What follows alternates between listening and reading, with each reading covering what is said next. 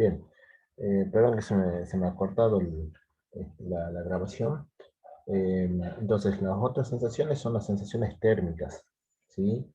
Que bueno, acá nosotros ya tenemos unos receptores especiales que están ubicados en la piel que se llaman termorreceptores, pero bueno, aparte de lo que es, digamos, lo que es su ubicación, digamos, tanto en la piel, también lo podemos encontrar en otras regiones de nuestro cuerpo, este, como por ejemplo en el sistema nervioso, ¿sí?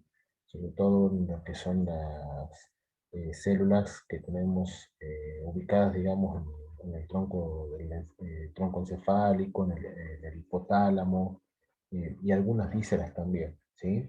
En algunos órganos internos también tenemos termorreceptores. Y esto, bueno, se debe, bueno, justamente a que muchos de los procesos biológicos que suceden en nuestro organismo, bueno, son dependientes de las temperaturas. Entonces, justamente, es necesario, digamos, tener estos termorreceptores, digamos, en la parte interna de nuestro cuerpo. Eh, lo que van a originar los termorreceptores son las sensaciones de frío y de calor, ¿sí?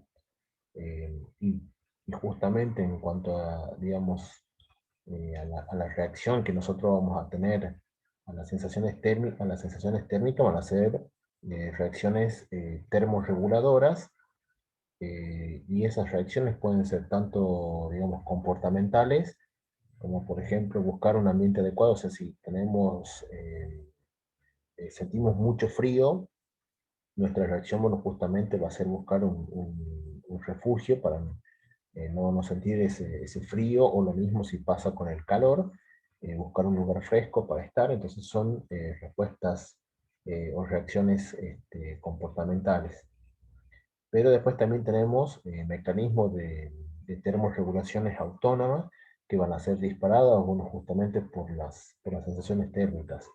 Eh, y ahí también va a depender, por ejemplo, si hay una sensación de frío, nuestro cuerpo puede responder produciendo un temblor, ¿sí? Para producir calor para nuestro cuerpo, por la sudoración, que es si es que la sensación es de calor, ¿sí?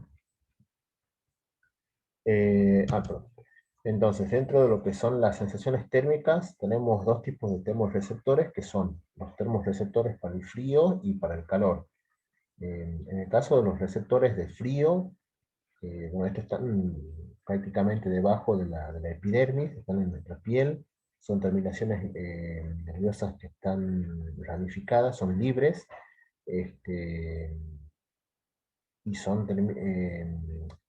vienen, digamos, de lo que son fibras mielínicas, ¿sí? Pero esas terminaciones libres no están envueltas o no están encapsuladas.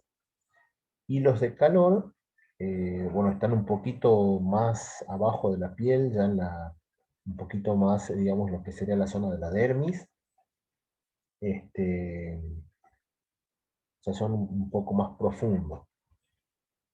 En cuanto a lo que son los termorreceptores, en general, bueno, presentan una adaptación rápida, ¿sí? La frecuencia de las descargas de estos receptores, bueno, en el caso del frío, por ejemplo, la frecuencia de descarga este, de los neurotransmisores, esto va a aumentar, ¿sí? Si un termorreceptor detecta el frío, va a empezar a producir mayor descarga de neurotransmisores, y va a disminuir su liberación de neurotransmisores cuando empieza a hacer un poco más de calor. Lo mismo va a pasar con los termorreceptores para calor. Si se aumenta el calor, va a liberar más neurotransmisores, y cuando disminuye ese calor, libera menos neurotransmisores, ¿sí? En cuanto a lo que es la adaptación, este, digamos, bueno, ya hemos dicho, bueno, que son eh, adaptaciones rápidas, y bueno, y ya hemos dicho también lo que eran las ubicaciones. Ah, bueno, la que me también estaba olvidando, bueno, que estaban involucrados en las respuestas reflejas, que ya habíamos dicho, bueno, que eran el temblor y la sudoración.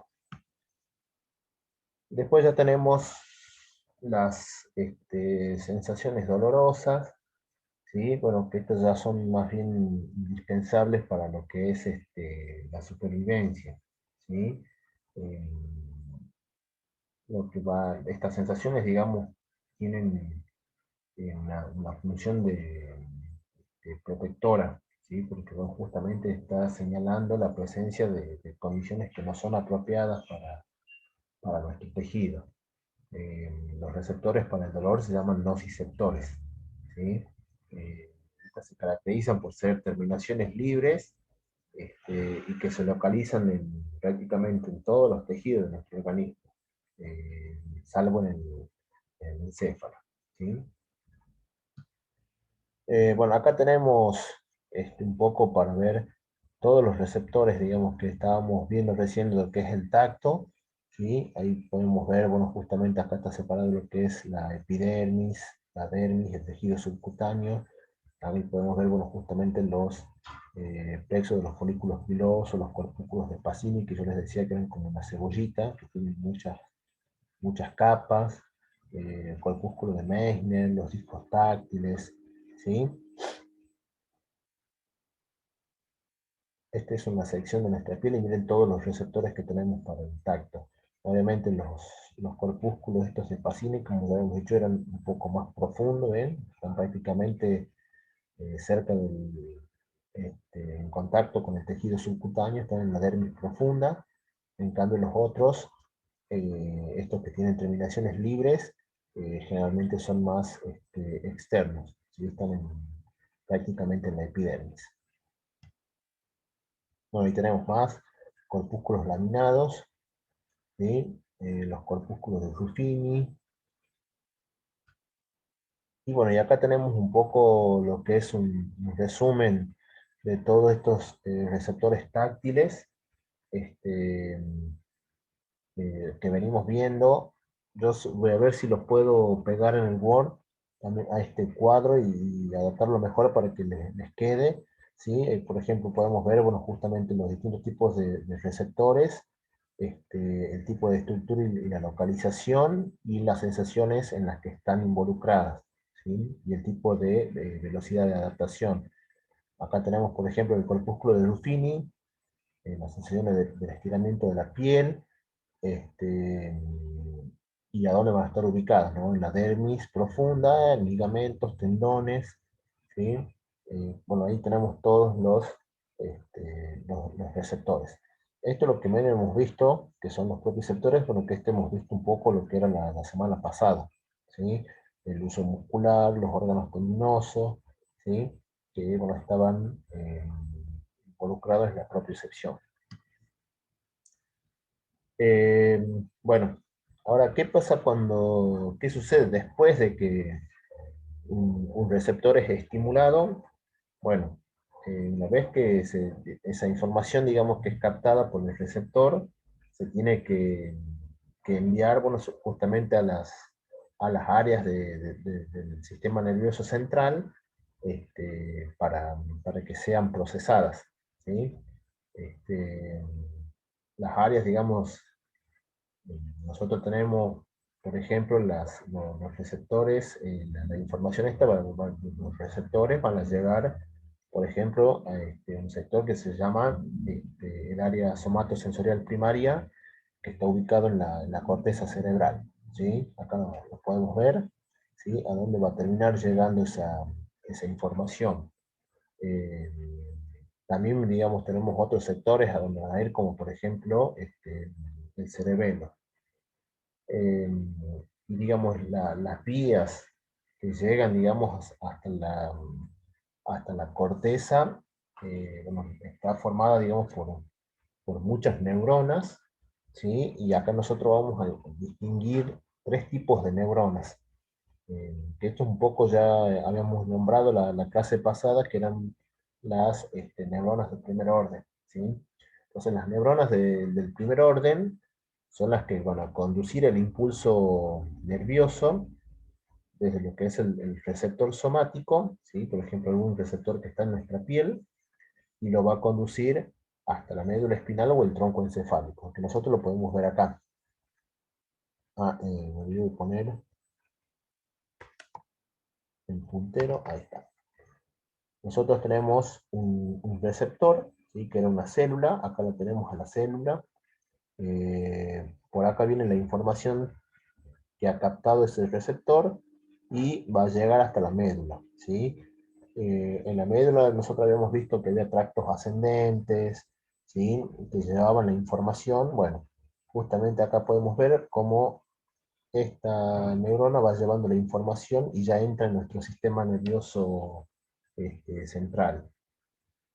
Toda la información que, por ejemplo, que son captadas por los receptores que están en la cara, en la boca, en los dientes, en los ojos, este, van a ir por los que son los nervios craneales hasta el tronco encefálico. Pero las sensaciones que son captadas, por ejemplo, en la zona de nuestro cuello, o en el resto de nuestro cuerpo, digamos, por ejemplo, en los brazos, en el tronco de nuestro cuerpo, bueno, todos esos impulsos que se han generado en esas zonas van a entrar, digamos, hacia la médula espinal por los nervios espinales, como este que estamos viendo acá.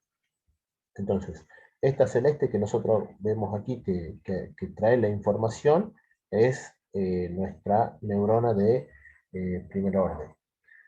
Después tenemos la neurona de segundo orden, que conducen los impulsos nerviosos desde lo que es el tronco encefálico o la médula espinal y lo envían hacia el tálamo, ¿sí? Entonces los axones de esas neuronas de segundo orden, eh, estas generalmente presentan un cruce, que es lo que estamos viendo acá, ¿sí?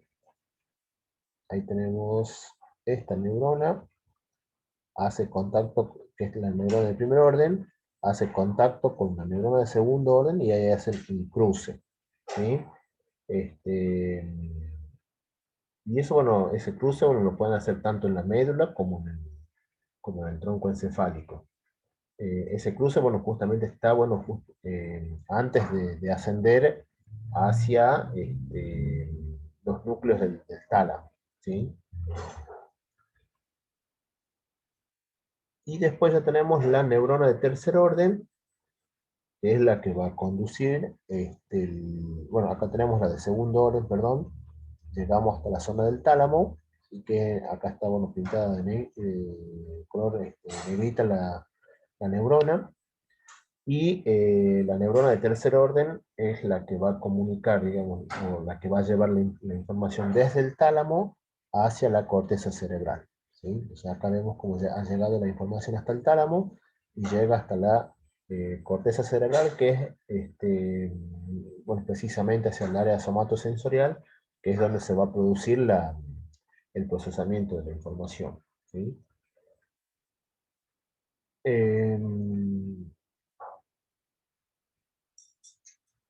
Bien, todas estas regiones que vemos donde se hacen esas sinapsis, este, nosotros la llamamos comúnmente como eh, zonas, no me sale la palabra, eh, ay, me olvidé la palabra, pero este, zonas de relevo, perdón, zonas de relevo, ¿sí? Entonces nosotros acá tenemos, por ejemplo, hay una zona de relevo, otra zona de relevo, y recordemos, bueno, que justamente cuando las sensaciones llegaban a esta zona del tálamo, después el tálamo era el que la enviaba hacia distintas partes, bueno, justamente para que se procesen la información, ¿sí? Zonas de relevo, o estaciones de relevo. Bueno, este que estamos viendo acá nosotros es un tipo de vía, ¿no? Porque hay muchos tipos de vía eh, que, que pueden seguir. Esto es a modo de ver qué es lo que pasa con la información, ¿sí? Sí me interesa que sepamos justamente que hay distintos tipos de neuronas, como estas de primer orden, que son las que las que captan el estímulo o que se conectan con las células especializadas, las de segundo orden que llevan la información hasta el sistema, hasta el encéfalo, ¿sí? Y las de tercer orden que llevan desde el tálamo hacia la corteza cerebral, ¿sí? Eso sí me interesa. Bueno, esta es una, como les decía, es una vía, porque hay muchas otras vías que involucran más zonas u otras zonas, o van por otros caminos, pero bueno, es a modo de ejemplo. Bueno, y acá tenemos, para que podamos ver lo que es la corteza sensorial, ¿sí? Fíjense, bueno, cómo están representados acá todos las sensaciones que se van a procesar, ¿sí? Las sensaciones del ojo, tomadas por los ojos, la nariz, la cara, ¿sí? Bueno, ya lo vamos a ver después, que es la corteza motora primaria. Ya lo vamos a ver ya cuando terminemos la parte de los sentidos. Ahora, bueno, ya empezamos con, con la parte de los sentidos especiales, ¿sí? Eh, los órganos, digamos, que tenemos acá son órganos muy especializados y van a tener receptores especiales. Todos estos receptores, digamos, nos permiten, por ejemplo, oler, degustar, ver, escuchar, ¿sí? Entonces, todas las sensaciones que son, digamos, proporcionadas por estas células receptoras especializadas, digamos, todas esas sensaciones son mucho más complejas y van a estar, bueno, justamente ubicadas en órganos que son mucho más complejos, como por ejemplo el ojo o el oído, ¿sí? Y esa información, digamos, que nos dan estos receptores, van a ser llevadas después, así como hemos visto estas por las vías somatosensitivas, van a ser llevadas hasta el sistema, hasta el encéfalo para que sean procesadas. Bueno, acá tenemos para que vayamos viendo, bueno, justamente en qué van a estar involucrados los sentidos especiales, el equilibrio, el olfato, la audición, el gusto, etc. Entonces vamos a empezar ahora con el primer sentido especial, que vamos a empezar, digamos, con lo que es el olfato, ¿sí? Bueno, el olfato básicamente es un sentido químico, ¿sí? Porque todas las sensaciones que captan, digamos, los receptores olfatorios, provienen, bueno, justamente de la interacción de las moléculas de olor con los receptores, ¿sí? Y este sentido, digamos, el sentido del olfato, digamos, es proporcionado, digamos, por los órganos olfativos pares que nosotros tenemos. Bien, en cuanto a lo que son estos órganos olfatorios, vamos a ver ahora un poco lo que es la anatomía o la descripción de estos órganos, ¿sí? Nosotros, bueno, podemos llegar a reconocer aproximadamente eh, 10.000 olores diferentes, ¿sí? Eso también obviamente va a depender de cada persona, pero se toma como un promedio de que las personas pueden llegar a sentir 10.000 olores distintos. Y bueno, justamente esto es posible porque bueno, nuestra nariz, en nuestros órganos olfatorios, contiene una gran cantidad de receptores olfatorios. Se calcula que hay aproximadamente unos 100 millones de receptores de olfato, ¿sí? Así que bueno, vamos a empezar a ver cómo están constituidos estos órganos olfatorios. Básicamente presentan eh, un epitelio que se llama el epitelio olfativo. El epitelio es una capa de tejido, ¿sí? Una capa de células, perdón. El epitelio es un tipo de tejido que está formado por células, ¿sí? En el caso del epitelio olfativo, por ejemplo, nosotros vamos a tener tres tipos de células. Una, bueno, que son los receptores olfativos, ¿sí? El otro tipo se llama células basal, y después tenemos unas células que se llaman células de sostén, ¿sí? Entonces es una capa de tejido formado por esas tres células, ¿sí? Es decir, tres tipos de células, no tres células, sino tres tipos de células. Y también el órgano olfativo va a tener una otra capa de tejido, que es un tipo de tejido conjuntivo, este, que ese, digamos, ese otro tejido va a estar formado por eh, unas glándulas que se llaman glándulas olfatorias o de Bowman. Eh, También vamos a tener ahí los vasos sanguíneos, y obviamente, bueno, van a estar los nervios, ¿sí? Entonces, nuestros órganos olfatorios van a estar formados por el epitelio olfativo, ¿sí?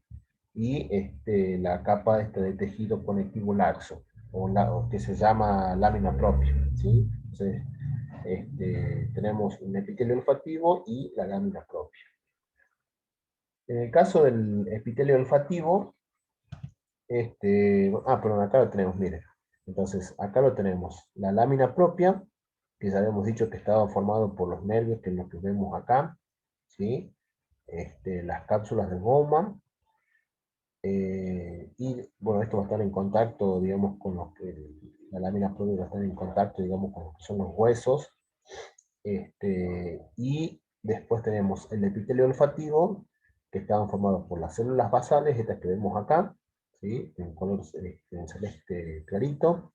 Estas más amarillentas, que son los receptores olfativos, que ahí podemos ver que son neuronas bipolares. Y después teníamos células de sostén, ¿sí? O de soporte, que son estas más larguitas que tenemos acá. Ese epitelio olfativo, que nosotros que está formado por estas tres células, ¿sí? Ese epitelio más o menos tiene una superficie de 5 centímetros cuadrados, ¿sí? Digamos, y se ubican, digamos, en las zonas de lo que sería el tabique nasal, de los huesos que se llaman los cornetes, ¿sí? Que están en el etmoides, ¿sí? Que, bueno, ahí lo vamos a ver, bueno, justamente a dónde están ubicados ese epitelio olfativo. Todo esto es la cavidad nasal, ¿no? Pero el epitelio olfativo, donde vamos a sentir los olores, está acá. Eh, Nosotros, bueno, cuando inhalamos el aire, digamos, por nuestra nariz, los cornetes nasales hacen que ese aire que está entrando se vuelva turbulento, y lo que hace, bueno, justamente que todo ese movimiento de esa masa de aire, que entren en contacto, digamos, las moléculas de olor que son transportadas en el aire para que se pongan en contacto, bueno, justamente con el epitelio olfativo, ¿sí? Con nuestros órganos olfativos. Eh, Aproximadamente, para que ustedes tengan una idea, lo que nosotros respiramos en una inhalación de nuestra nariz, solamente un 2% de ese aire, ¿sí? Que nosotros estamos inhalando, van a llegar al epitelio olfativo, ¿sí?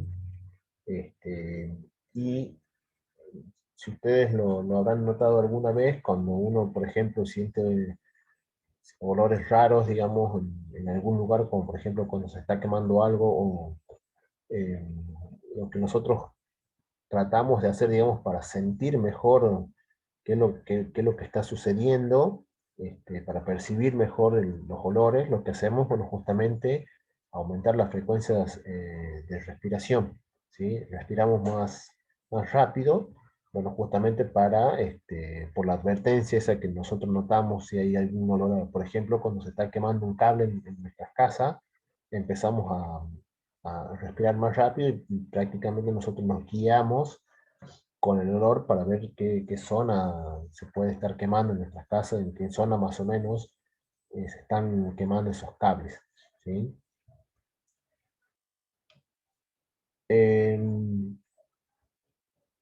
Bien, Entonces, en el epitelio habíamos dicho que teníamos, perdón, en nuestro epitelio habíamos dicho que teníamos distintas células, ¿sí? Entonces teníamos estas células de sostén que son más, este, son células alargadas y lo que hacen, digamos, la función que tienen es de soporte físico, también ayudan a la nutrición y a la estimulación de los receptores olfatorios, ¿sí? En el caso de las células basales, que son estas más chiquititas que están acá, en el caso de las células basales son células madres que, bueno, lo que hacen es dividirse, digamos. La función que tiene es de reproducirse, y estas células son los que van a ir a reemplazar, digamos, a las otras células cuando desaparecen o mueren, ¿sí? Y en el caso de los receptores olfatorios, como ya habíamos dicho, son neuronas bipolares. Estas son las neuronas del primer orden, ¿sí? Las neuronas del primer orden de la vía olfatoria, ¿sí? Estas, bueno, presentan unas dendritas, como podemos ver acá, ¿sí? Son unas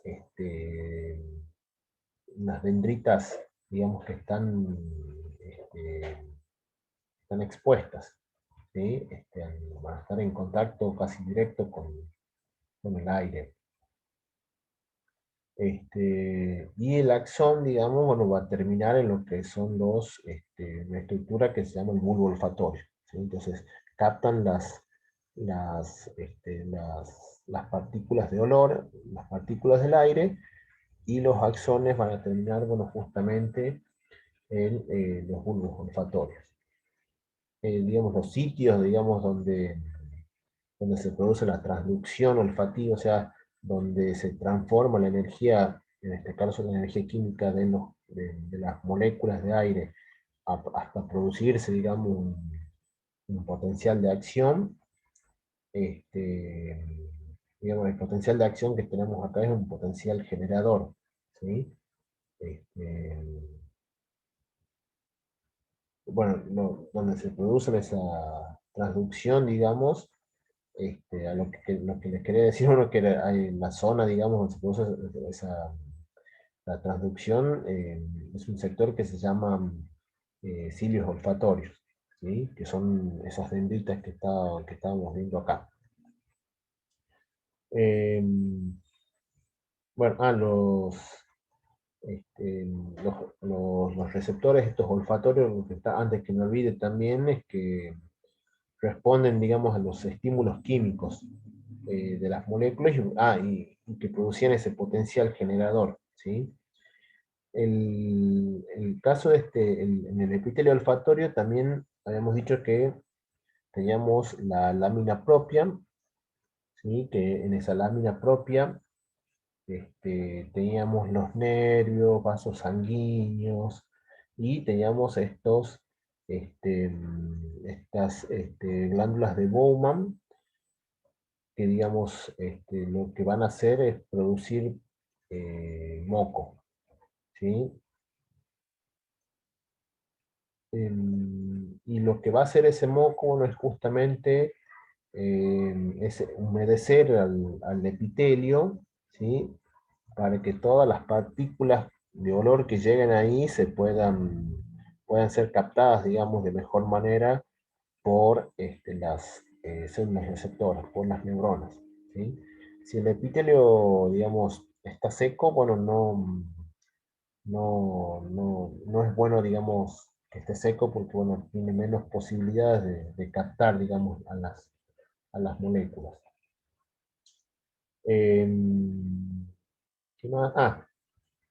Bueno, una vez que las células estas receptoras captan, digamos, las moléculas de olor, producen un impulso nervioso, ¿sí? Toda esa información va a ser llevada, digamos, por el nervio facial, ¿sí? Que es ¿se acuerdan que habíamos visto que había nervios que eran los pares craneales? Bueno, el par craneal, digamos, que estaría involucrado acá es el nervio facial o par craneal número 7, ¿sí? Entonces estos impulsos una vez eh, digamos, llevan la información, este, ese nervio, digamos, también va a estar involucrado, por ejemplo, en lo que son las glándulas lagrimales de los ojos y de la mucosa nasal.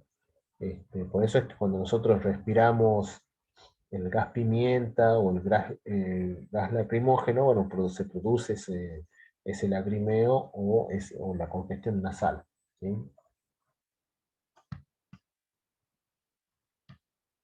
Bien, acá tenemos otro, este, otro esquema, ¿no? Acá podemos ver las glándulas de Bowman, que son las que producen el moco. Acá vemos estos puntitos rojos, bueno, que son representan las moléculas de olor. Ahí vemos, bueno, justamente las neuronas bipolares, como emiten esos cilios, esas dendritas, para, bueno, captar a las moléculas, se produce el potencial, ¿sí? Y van a ser llevadas, bueno, justamente, eh, van a formar, digamos, parte de lo que es el nervio craneal número 7 que habíamos dicho.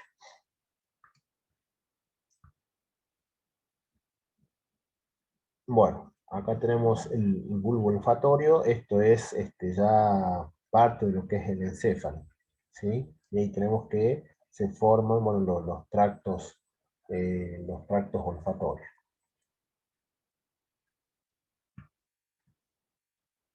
Bien. En cuanto a lo que son los receptores, ya habíamos dicho que, bueno, que reaccionaban a moléculas de olor, este, produciendo un potencial generador, y ese potencial va a generar después uno o más impulsos nerviosos, ¿sí? El olfato, bueno, se caracteriza, bueno, por tener un umbral bajo, ¿sí? O sea que nosotros vamos a necesitar, digamos, una pequeña cantidad de moléculas de olor en el aire para poder percibirlas como un olor, ¿sí? Al tener un umbral bajo, este, el- se puede desencadenar, digamos, más rápido un potencial de acción, ¿sí? Un impulso nervioso.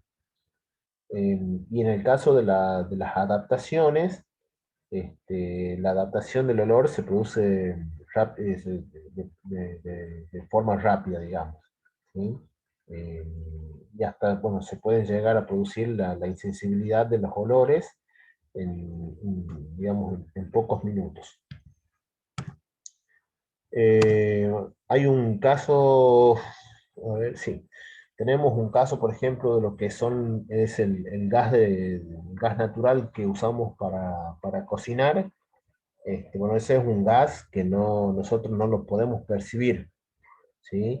Entonces lo que hacen las compañías de gas es agregar otros compuestos para que justamente tengan olor. Es como un mecanismo es un mecanismo de seguridad, por si es que nos olvidamos abierto la llave de gas, nosotros podamos sentir el olor a gas. Entonces los compuestos que le agregan son estos mercaptanos, que en muy poca cantidad, ¿sí? Entonces les agregan eso y nosotros lo que sentimos, como decimos, hay olor a gas, se debe, bueno, justamente a estos compuestos que se llaman eh, los mercaptanos. Bien, entonces, una vez que nosotros ya se ha producido, digamos, la captación del olor, vamos a ver ahora cómo es la vía, ¿sí? Cómo es la vía olfatoria. Este, entonces, los axones, digamos, de los nervios olfatorios, eh, van a llevar la información, digamos, hasta lo que son los bulbos olfatorios. Y estos bulbos olfatorios están, por ejemplo, en los que son eh, el lóbulo frontal, ¿sí? Y también el lóbulo lateral. Dentro de los lóbulos hay terminaciones axónicas, ¿sí? De receptores olfatorios, bueno, que van a hacer sinapsis con las neuronas del segundo orden, ¿sí? Y un grupo de axones, eh, de esas neuronas de segundo orden van a llevar la información hasta las áreas olfatorias primarias que se localizan, digamos, en el lóbulo temporal. A ver si teníamos... Bueno, no están acá, pensaba que tenía la foto del lóbulo, la parte donde se van a procesar. Entonces llevan la información hasta al lóbulo temporal, y ahí es donde nosotros sentimos, digamos, percibimos conscientemente el olor, ¿sí? Y las sensaciones olfatorias también, digamos, son las únicas que pueden llegar, digamos, hasta la que es la zona de las cortezas sin hacer sinapsias previas en el tálamo, ¿sí? No siempre necesitan llegar hasta el tálamo para después pasar hasta la corteza, sino que pueden pasar a la corteza sin llegar hasta el tálamo. Pero después también tenemos otros axones de este tracto olfatorio que van a llevar, por ejemplo, la información del olor hasta lo que es el sistema límbico y al hipotálamo, y ahí se producen las respuestas emocionales y respuestas emocionales, digamos, de la memoria de los olores, ¿sí? Entonces, por ejemplo, cuando nosotros sentimos el olor de alguna comida, podemos llegar a sentir, bueno, justamente los recuerdos, ¿sí? En base a nuestro olfato. Eso es, bueno, justamente porque parte de esa información va hacia el sistema límbico y hacia el hipotálamo. Que es lo que le pasa al crítico de comida de Ratatouille, ¿sí?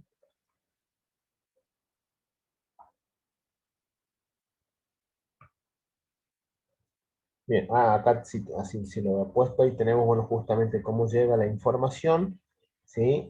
Ahí tenemos el epitelio olfatorio y cómo las llevan la información hasta, hasta el lóbulo temporal donde se producía parte del procesamiento.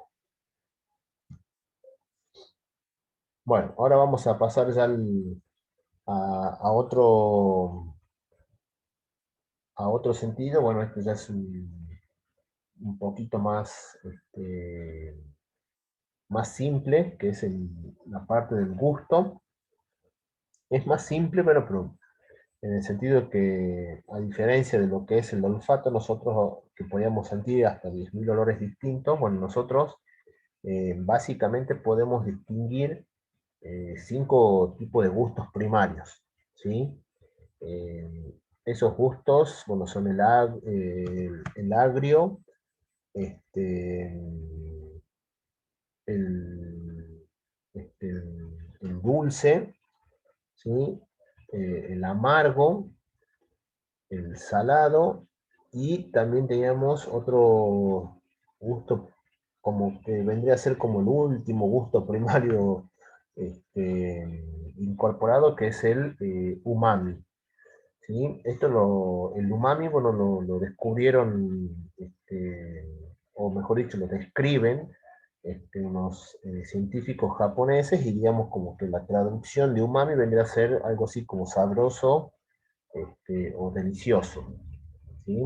Y eso, bueno, justamente porque ahí son estimulados los receptores de gusto, eh, y esos receptores de gusto son estimulados por una sustancia llamada el glutamato monosódico.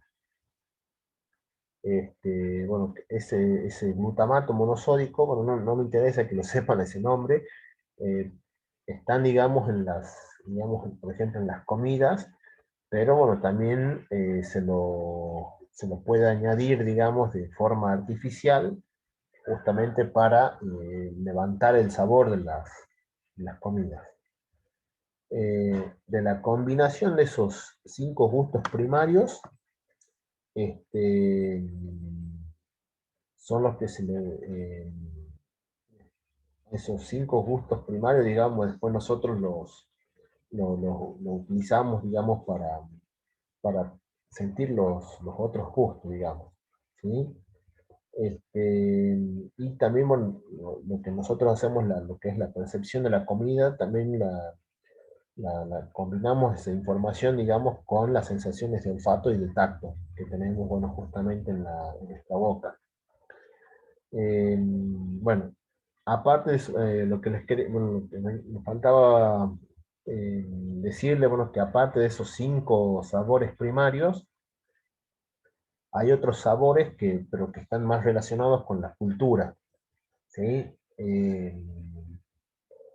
Por ejemplo, a esos 5 sabores primarios, después se suman otros sabores, como ser el picante, ¿sí? Que en el caso de los picantes son sensaciones, digamos, de ardor, como justamente producida por ejemplo, por las pimientas, el jengibre, el ajo, que bueno, eso lo aportan, digamos, naturalmente algunos alimentos. Hay digamos, otros sabores que se los llama, por ejemplo, astringente o acre, digamos que es como una percepción de sequedad en el paladar. eh, Estas son, digamos, producidas, por ejemplo, por el té, la granada o lo que serían algunos frutos verdes como la banana. Eh, Otros sabores, digamos, eh, que también que todavía, digamos, en realidad se lo están estudiando, ¿no? Es el sabor almidonado, que son proporcionados por los hidratos de carbono, pero bueno, ¿por qué todavía se lo está estudiando? Porque todavía no se han encontrado, digamos, receptores en nuestra lengua para el almidón. Por eso si nosotros no sentimos mucho gusto a la harina en sí. Eh, y después sí hay otro que es el adiposo o graso, bueno, que también se lo está estudiando, y como que se lo está estudiando un poquito más porque, bueno, podría ser muy útil eh, para lo que es la salud pública, este, por el tipo de alimento, ¿no? que va a detectar. Eh, y esto, bueno, sí se han encontrado receptores de este sabor, digamos, del sabor graso o adiposo, pero bueno, todavía se sigue haciendo muchos estudios. Lo que sí, bueno, tienen que saber, bueno, que justamente hay 5 sabores primarios y que los otros todavía siguen en estudio. En el caso del sabor adiposo, bueno, es para combatir, digamos, todo lo que son enfermedades, bueno, o trastornos, bueno, como la obesidad, ¿no? Lo que me olvidaba también es que hay muchos alimentos, muchos olores de los alimentos pueden pasar de nuestra boca, ¿sí? De nuestra cavidad bucal hacia la cavidad nasal, y en ese caso, digamos, se estimulan los receptores olfatorios. Eh, y debido a que, bueno, justamente nuestro olfato es mucho más sensible que el gusto, eh, hay digamos, una concentración pequeña de alimentos que pueden ser, digamos, el olor, digamos, del alimento puede ser, estimular mucho más a una persona que el propio gusto, ¿sí? Entonces, por eso es cuando las personas están resfriadas o tienen congestiones nasales, generalmente les cuesta un poco más sentir lo que es el sabor de una comida.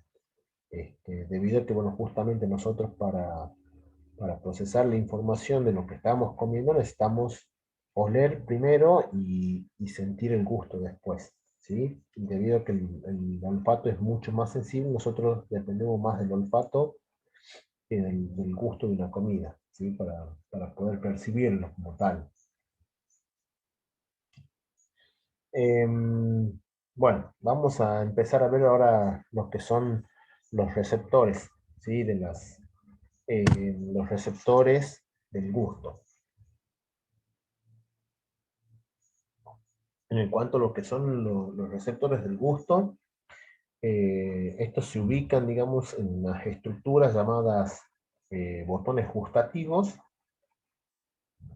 Estos obviamente van a estar, digamos, la mayoría de esos botones gustativos van a estar ubicados en nuestra lengua, pero también ya se ha descubierto que pueden estar en otros sectores como la faringe, la epiglotis, en el paladar blando también, ¿sí?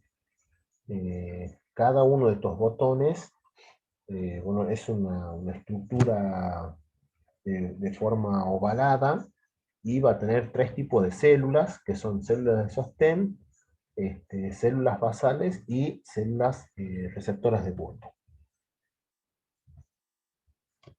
¿Sí?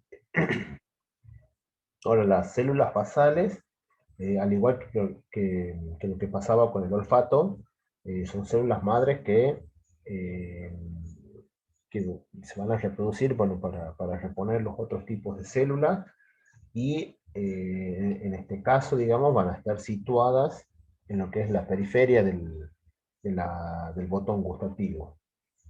En el caso de las células receptoras, estas, bueno, presentan generalmente una estructura llamada cilio, ¿sí? Que se llama cilio gustativo. Esta, bueno, generalmente sale del botón por una estructura que se llama el poro gustativo, ¿sí? Y estas células, en lo que es la parte de la base, hacen la sinapsis con, con las dendritas de las neuronas del primer orden, ¿sí? Entonces, lo que serían estos receptores del gusto y las neuronas del primer orden son las que van a formar, digamos, la primera parte de lo que es la vía gustativa.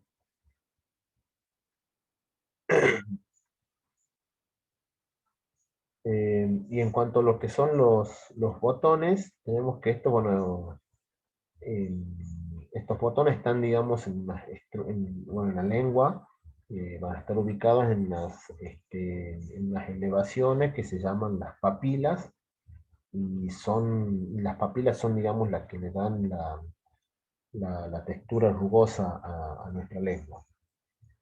Bueno, nosotros tenemos tres tipos de papilas. A ver.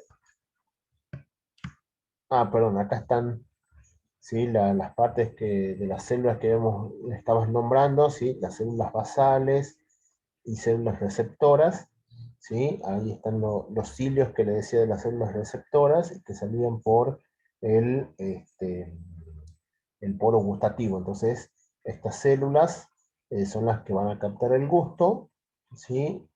Y van a hacer después contacto con las neuronas del primer orden.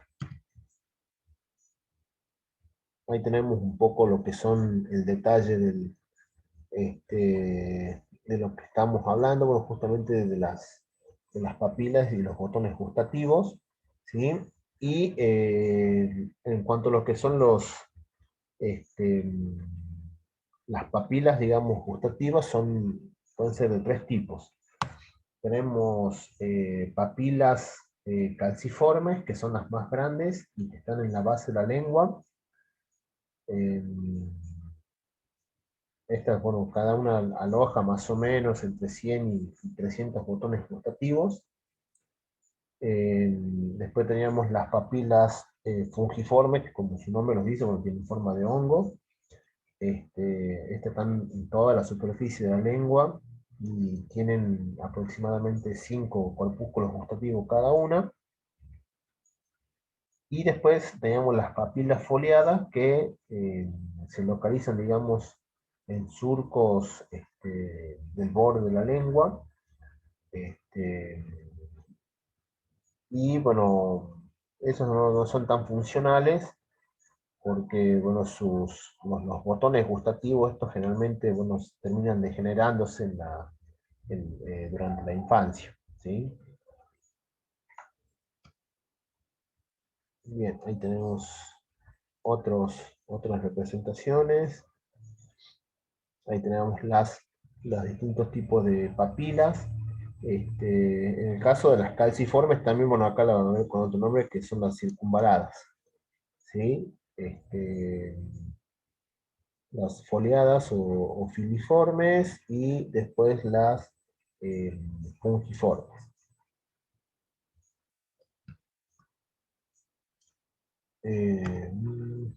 Bueno, ahí tenemos la ubicación también de las papilas en la lengua, los tres tipos de papilas.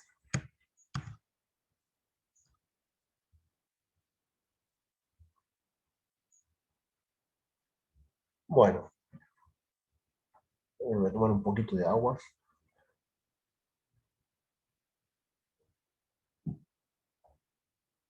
Bien, vamos a empezar a hablar un poco de lo que es, cómo funciona este sentido. Vamos a hablar un poquito de lo que es la fisiología, de lo que es el gusto. Ya hemos visto un poco la anatomía, cómo estaban formadas las papilas, los botones gustativos, qué tipos de células tenían. ¿Sí? Ahora vamos a ver un poco lo que es el funcionamiento. ¿Sí? Entonces, todas las sustancias químicas que estimulan, digamos, los receptores gustativos, nosotros las vamos a llamar sustancias gustativas. ¿Sí? Eh, Al igual que lo que pasa, digamos, con el olfato, estas se tienen que disolver, ¿sí? Y estas se van a disolver, bueno, justamente en la saliva que nosotros producimos. Eh, una vez que estas se disuelven en la saliva, van a hacer contactos con los cilios gustativos, eh, y ahí es donde se va a producir, bueno, justamente la transducción del gusto. ¿Sí? La transformación de, bueno, justamente de la energía que tienen las, este, las sustancias gustativas, que son moléculas, y se van a terminar transformando después en un potencial de acción. ¿Sí? Lo que se va a generar, digamos, cuando se ponen en contacto estas sustancias gustativas con el cilio gustativo, es un potencial de receptor. ¿Sí? Ese potencial de receptor lo que va a hacer es va a estimular, digamos, lo que es la liberación de vesículas sinápticas desde las células que son receptoras de gusto, eh, y van a liberar esos neurotransmisores que terminan desencadenando, digamos, un impulso nervioso en las células del primer orden, ¿sí? Con las que van a hacer sinapsis. El potencial de acción, perdón, el potencial del receptor, este, no son todos iguales, porque va a depender, digamos, de la sustancia de gusto que nos vamos a estar refiriendo. Por ejemplo, acá tenemos, tenemos entonces, cuando llega una sustancia gustativa, se va a unir con las células receptoras y va a producir ese potencial, el, el potencial que habíamos dicho, se me van las palabras, el potencial de receptor, ¿sí? Entonces, este potencial de receptor, bueno, lo que se hace, bueno, es liberar, bueno, justamente el, los neurotransmisores para que se unan, bueno, justamente a las neuronas de primer orden. El potencial, bueno, las distintas sustancias van a producir distintos tipos de potenciales, ¿sí? Por ejemplo, sí, a ver si yo creo que lo tengo acá, a ver. Bueno, acá tenemos, por ejemplo, para los distintos tipos de gusto, ¿no? Por ejemplo, en el caso de los gustos salados, este, tenemos que la sal, bueno, está formada por, digamos, la sal está formada por iones cloro y sodio, ¿sí? Se llama el cloruro de sodio. Entonces los iones de sodio, este, bueno, van a ingresar en las células receptoras, que lo vemos acá, ¿ven? El ion sodio entra en las células receptoras, este, van a entrar, digamos, bueno, justamente por unos canales que son para el sodio, Y esa acumulación, digamos, en el interior va a producir la despolarización de la membrana. Y esa despolarización de la membrana va a producir que se abran los canales de calcio. Y bueno, y como recordarán, cuando en este tipo de células el calcio entra, lo que va a producir es que se produzca la estimulación para que se liberen, digamos, las vesículas sinápticas y se liberen los neurotransmisores. ¿Sí? Entonces, entra el sodio, esa acumulación de sodio produce que entren sodios calcio, y ese calcio estimulaba la liberación de los neurotransmisores. ¿Sí? En el caso, bueno, eh, de otras sustancias, digamos, de otros sabores, este, la- que es, por ejemplo, para los sabores ácidos, acá van a estar involucrados el ion hidrógeno, ¿sí? Eh, ¿Por qué? Porque es el que está presente en los sabores ácidos.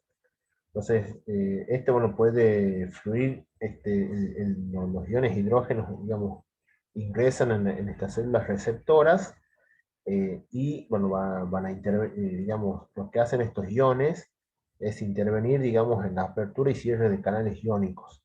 Entonces, el resultado, bueno, también es una despolarización que termina produciendo, digamos, la liberación de los neurotransmisores.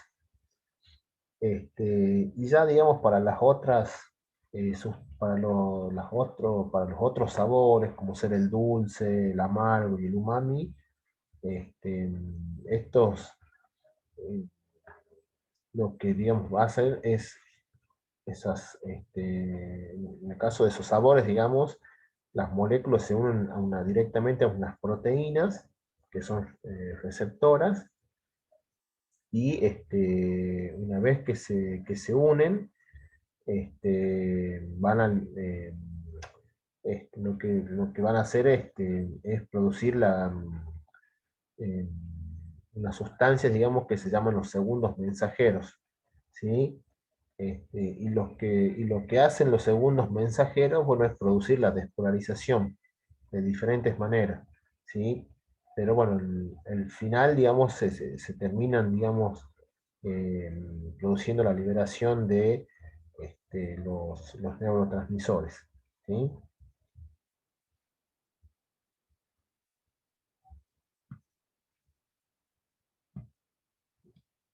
A ver si tenemos... Bien, ahí teníamos, por ejemplo, ahí tenemos para el azúcar, ¿sí?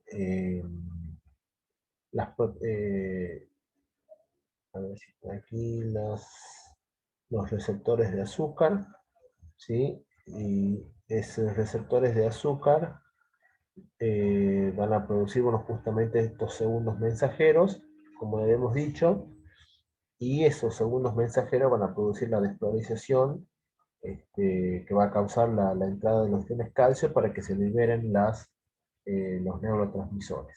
¿Sí? Bien. Y en cuanto a lo que es el umbral y la adaptación de lo que es, eh, digamos, de los receptores del gusto, bueno, varía para cada uno de los sabores primarios, ¿sí? Por ejemplo, para las sustancias amargas, como por ejemplo los alcaloides, el umbral es bajo, ¿sí? Entonces, al tener un umbral bajo, significa que van a responder de forma mucho más rápida ante un estímulo, ¿sí? Se va a producir más fácil un impulso nervioso.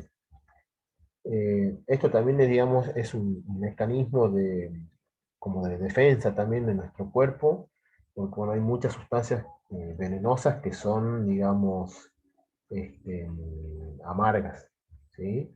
Entonces, por eso es que es tan sensible, digamos, nuestro sistema gustativo a las sustancias amargas. En el caso, digamos, del umbral para las sustancias ácidas, es un poco más alto que para el amargo, ¿sí? Y ya después para las sustancias saladas, como por ejemplo la sal de mesa o los dulces, eh, para las sustancias agrias, bueno, esos son, ya tienen umbrales un poco más altos.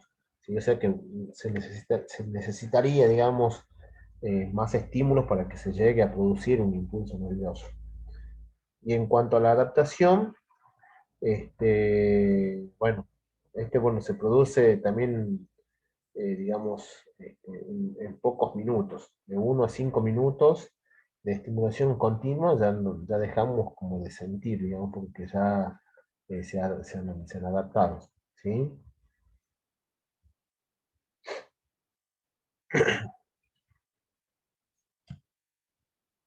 Bueno, ahí tenemos lo que es la sensibilidad a los distintos sabores. Ahí vemos, por ejemplo, si, si tenemos una sensibilidad elevada por algún gusto, significa que tenemos umbrales bajos. Entonces acá tenemos que, por ejemplo, para los sabores amargos, somos muy sensibles, o sea que tenemos un umbral bajo.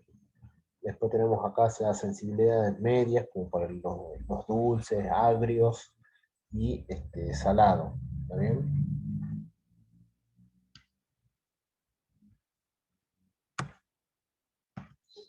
Bueno, en cuanto a lo que es la vía gustativa, tenemos que acá van a estar involucrados 3 nervios craneales, este, que digamos, estos nervios, bueno, tienen, digamos, los axones de estos nervios, este, son, digamos, axones de neuronas de primer orden, ¿sí? Que van a estar inervando, digamos, los botones gustativos. Entonces acá tenemos, por ejemplo, el nervio facial 7, este,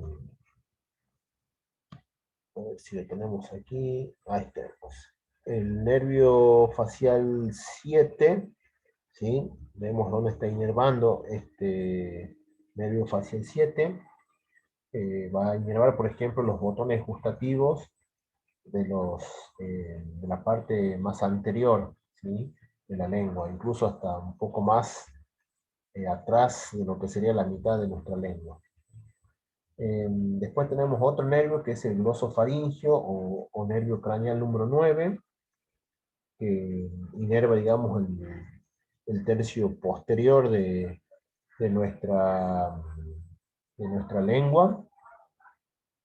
Eh, ya después tenemos el nervio vago, que es el que inerva los botones gustativos presentes ya en lo que son la zona de la garganta y la de epiglottis, ¿sí?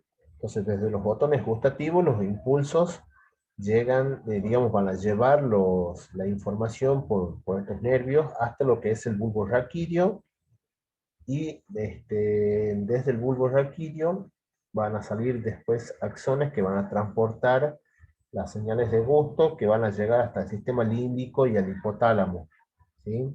Hay otros que también van a ir hacia el tálamo, y las señales de gusto, digamos, después se van a proyectar desde lo que es el tálamo hacia las áreas gustativas primarias, que van a estar ubicados en lo que es el lóbulo parietal de la corteza cerebral. Entonces ahí es donde nosotros vamos a percibir lo que es digamos, vamos a tener lo que es la percepción consciente de lo que es el gusto, ¿sí? Bueno, hasta aquí vamos a dejar, ya vamos a continuar la próxima clase con otros sentidos, que es visión, audición y equilibrios. Así que bueno, para la próxima clase ya vamos a tener de forma virtual, ¿sí? Vamos a hacer la clase por Zoom. Vamos a poner acá, vamos a compartir. Muy bien. Así que bueno, nos vemos. eh, Hasta la próxima clase.